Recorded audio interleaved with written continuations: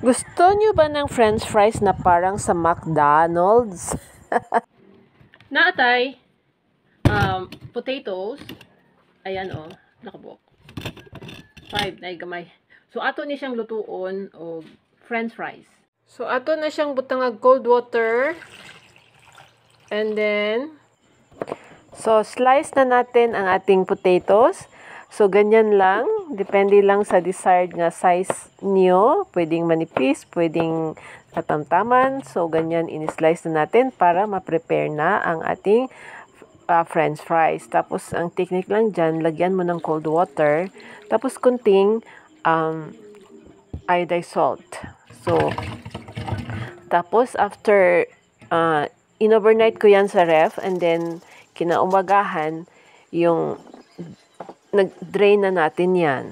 Tapos, ilagay mo sa towel, ipatuyo talaga siya, air dry. Tapos, pagkatapos niyan, mag-init na ng mantika, tapos, first, ano na siya, wag mo nang i-brown masyado, tapos, i-dry siya ulit sa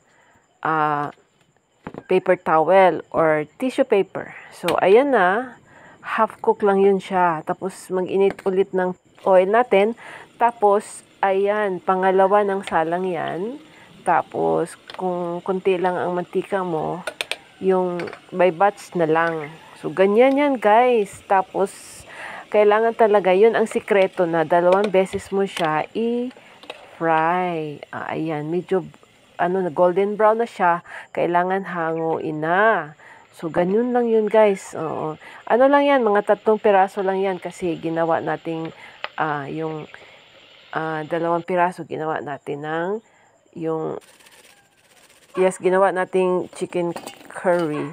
So, ayan na, crispy na kaayo, guys. Ang sarap-sarap talaga. Paborito ng Yumi. Tapos, parisan mo ng tomato nga ketchup. Ang finished product ng ating french fries.